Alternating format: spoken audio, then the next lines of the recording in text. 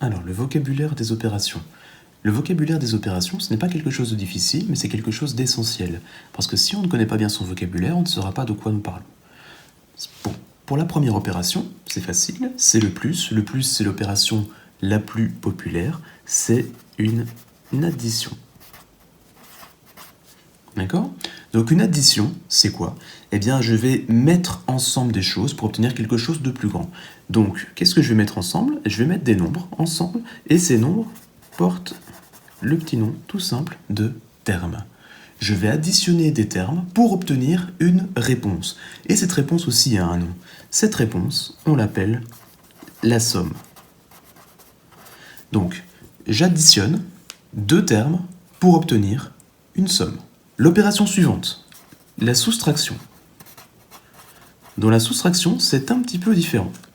J'ai également des termes, mais l'ordre des termes a une importance, parce que je fasse 12 moins 4 ou 4 moins 12, je n'aurai pas la même réponse, ce qui n'est pas le cas avec l'addition. Si je fais 7 plus 2 ou 2 plus 7, dans les deux cas, je vais trouver la même somme. Elle vaudra à chaque fois 9. Dans ce cas-ci, non. Donc, ce qu'on va faire, c'est qu'on va leur donner des numéros. Ici, je vais écrire que c'est le premier terme, et ici, le deuxième terme. Et ce résultat, on appelle ça la différence. Donc, je soustrais deux termes, j'obtiens une différence. Je vais maintenant m'intéresser aux deux autres opérations. Celle-ci, c'est la multiplication. C'est lorsque j'ai quelque chose fois quelque chose. J'ai donc une multiplication.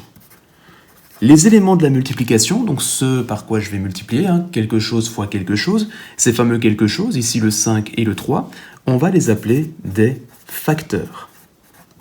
Donc on fait la multiplication, on multiplie des facteurs pour obtenir une réponse. Cette réponse, on va l'appeler le produit. Pour la division, par contre, c'est un petit peu comme la soustraction. Soustraction, c'était particulier, il y avait premier terme, deuxième terme. Ici, les mots vont être un petit peu particuliers aussi.